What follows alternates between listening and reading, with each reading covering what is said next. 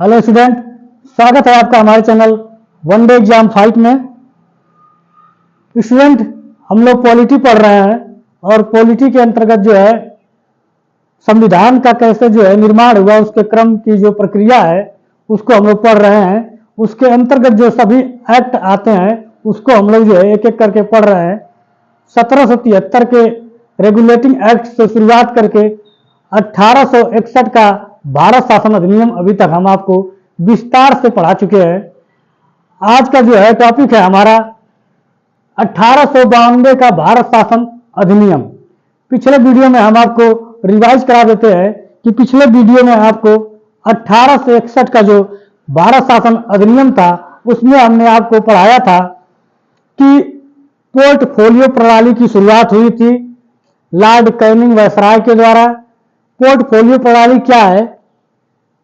उसका तात्पर्य है कि किसी भी एक व्यक्ति को एक से अधिक विभाग की जिम्मेदारी सौंपना।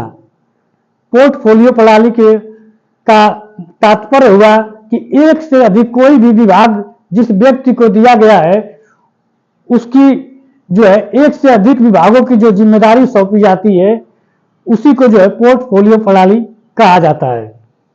और पिछले वीडियो में आपने देखा था कि ब्रिटिश संसद में जो है भारतीय लोगों को जो है पहली बार जो है गैर सरकारी सदस्य के रूप में नियुक्त किया गया था। बनारस के राजा, पटियाला के राजा और सर दिनकर राव को जो है उसमें सम्मिलित किया था। तो कहीं ना कहीं जो है भारतीयों के लिए जो कानून बनाए जा रहे थे उसमें अब धीरे धीरे जो प्रक्रिया थी भारत के लोग भी उनके विधान परिषद में जो है उनकी संसदीय व्यवस्था में भारत के लोग भी धीरे धीरे जुड़ने लगे थे, या कह लीजिए कि भारत के लोगों को भी अब मौका मिलने लगा था उनकी संसदीय प्रक्रिया में भाग लेने का। तो उसी कड़ी में हम देखेंगे कि आज का जो 1892 का भारत शासन अधिनियम है उसके अंतर्गत जो है 1861 के भारत शासन अधिनियम को और विस्तार करके जो है 1892 का भारत शासन अधिनियम लाया गया। और क्यों लाया गया इसको हम लोग देखेंगे, क्योंकि अब भारत के लोग जागरूक हो रहे थे और धीरे धीरे जो है जो ब्रिटिश सत्ता थी उसके संसदीय व्यवस्था में जो है हस्तक्षेप करने लगे थे, या कह लीजिए कि उनकी संसदीय व्यवस्था के हिस्सेदार बनने लगे थे।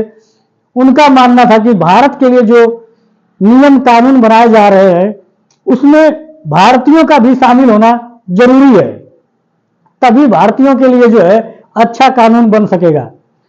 तो उस कड़ी में हम लोग देखेंगे कि 1892 का जो भारत शासन अधिनियम है उसमें 1885 में जो कांग्रेस का गठन हुआ, 1885 में कांग्रेस का जो गठन हुआ तो कांग्रेस के जो भारतीय जो नेता लोग थे वो कह लीजिए कि एकत्रित होने लगे या समूह के रूप में अब जो है आपस में जुड़ने लगे या आंदोलन का एक रूप लेने लगे। तो 1885 में जब कांग्रेस का गठन हुआ था पहली बार, और भारतीय नेताओं ने जब कांग्रेस का गठन होने के बाद जो है भारतीय नेताओं ने सुझाव दिया कि भारत में प्रचलित नौकरशाही पर संसदीय नियंत्रण आवश्यक है। कहने का तात्पर्य है कि अंग्रेजों के द्वारा बनाया गया जो कानून है वो केवल मनमाना न हो, उनके हिसाब से न हो, भारतीयों के द्वारा भारतीयों को लाभ पहुंचाने वाला भी होना चाहिए। इसीलिए कह रहे हैं कि उनकी नौकरशाही में जो है संसदीय नियंत्रण आवश्यक था, यानी कि संसद में भारतीयों का होना बहुत जरूरी था। तथा भारतीयों को विधायिका में भाग लेने की अनुमति प्रदान करने हेतु यह अधिनियम आया। कहने का मतलब कि जो 1892 का अधिनियम है वो ब्रिटिश संसद में या ब्रिटिश विधायिका में जो है भारतीयों को भी जो सम्मिलित करने के लिए यह अधिनियम लाया गया। यहीं से कह लीजिए कि संसदीय व्यवस्था या संसदीय व्यवस्था प्रणाली में भारतीयों का सम्मिलित होना या एक तरह से संसदीय व्यवस्था की जो प्रक्रिया है बनना जो है शुरू हुआ।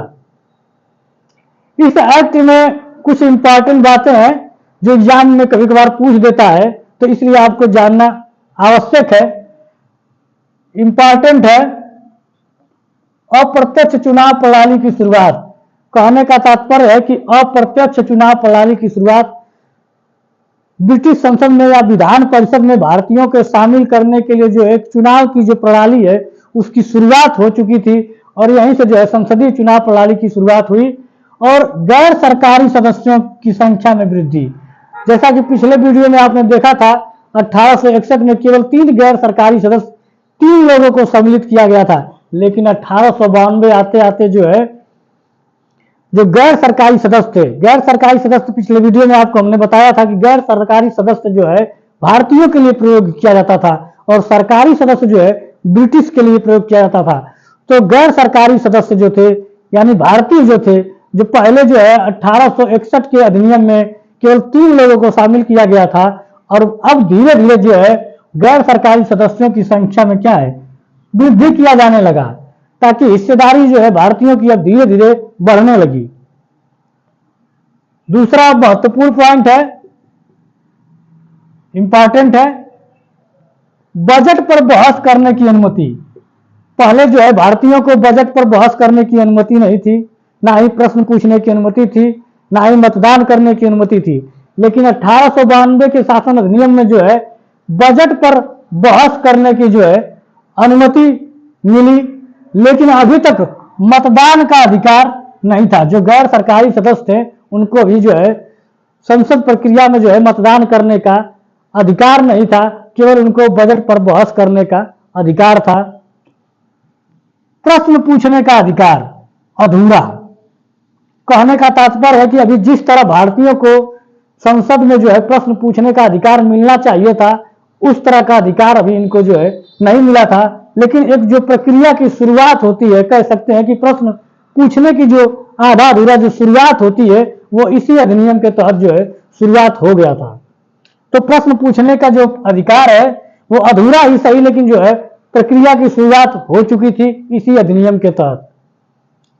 संसदीय व्यवस्था का प्रारंभ, यानी कि 1892 का जो भारत शासन अधिनियम है कहीं ना कहीं जो है संविधान निर्माण की में एक जो है बहुत बड़ा जो है महत्वपूर्ण रोल निभाता है और संसदीय व्यवस्था का प्रारंभ एक तरह से क्रम में होता चला जाता है।